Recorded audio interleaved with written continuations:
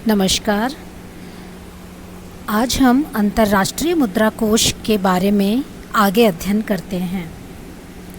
जैसा कि पिछले प्रेजेंटेशन में हमने पढ़ा था, जुलाई 1944 के ब्रेटन वुड्स समझौते के अनुसार 44 राष्ट्रों ने इस कोष की स्थापना की थी।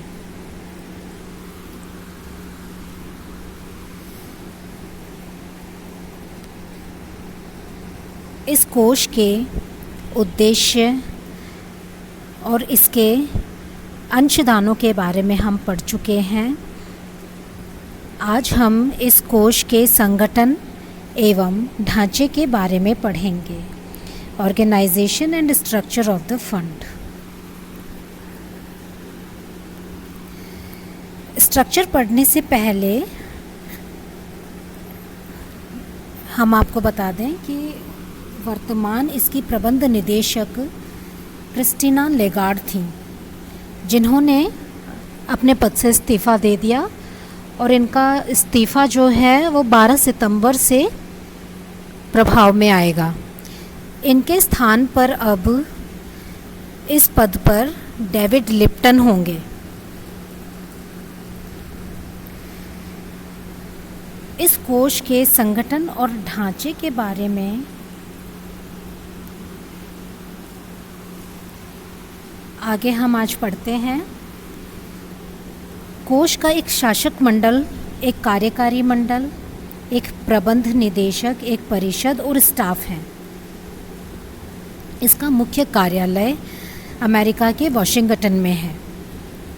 शासक मंडल और कार्यकारी मंडल द्वारा नियुक्त की गई समितियां तदर्थ और स्थायी हैं, एडक एंड परमानेंट। शासक मंडल द्वारा नियुक्त की गई एक अंतरिम समिति भी है। शासक मंडल तथा कार्यकारी मंडल इस कोष के मामलों में निर्णय लेने वाले अंग हैं।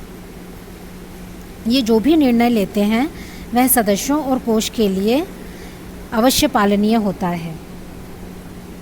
ये अपने पूर्ण अधिकारों का प्रयोग कर सकते हैं। कोष के ढांचे में शासक मंडल सर्वोपरि होता है। इस मंडल में प्रत्येक सदस्य द्वारा नियुक्त किया गया एक एक गवर्नर और एक एक अल्टरनेट गवर्नर होता है। आमतौर पर सदस्य देश अपने वित्त मंत्री को अथवा अपने केंद्रीय बैंक के गवर्नर को गवर्नर नियुक्त कर देते हैं। वैकल्पिक गवर्नर बोर्ड की मीटिंग में भाग ले सकता है, परंतु उसको मतदान करने का अधिकार केवल गवर्नर की उपस्थिति में ही मिलता है। हर वर्ष शासक मंडल की बैठक होती है।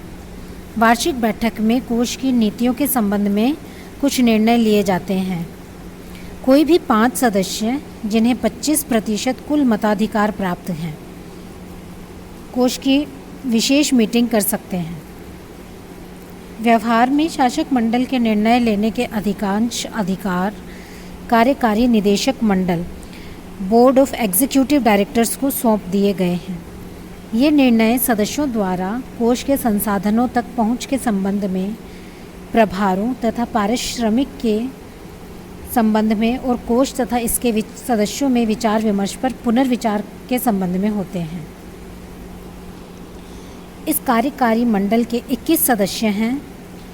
5 कार्यकारी निदेशक उन 5 सदस्यों संयुक्त राज्य अमेरिका, इंग्लैंड, पश्चिमी जर्मनी, फ्रांस तथा जापान द्वारा नियुक्त किए गए हैं, जिनके कोटे अधिकतम हैं। कोष में अधिकतम चंदा देने वाले 2 देशों में से एक होने के नाते सऊदी अरब ने 6ठा कार्यकारी निदेशक नियुक्त किया। हर 2 वर्ष के बाद 15 कार्यकारी निदेशक निर्वाचित किए जाते हैं, जिन्हें मोटे रूप से भौगोलिक आधार पर बने क्षेत्रों के अनुसार बाकी सदस्य निर्वाचित करते हैं। कोष का एक प्रबंध निदेशक होता है, मैनेजिंग डायरेक्टर, जिसका निर्वाचन कार्यकारी निदेशक करते हैं। वह प्रायः कोई राजनीतिज्ञ अथवा महत्वपूर्ण अंतर्राष्ट्रीय अधिकारी ही होता है। वह कार्यकारी बोर्ड का अध्यक्ष होता है, परंतु उसे मतदान करने का अधिकार नहीं है।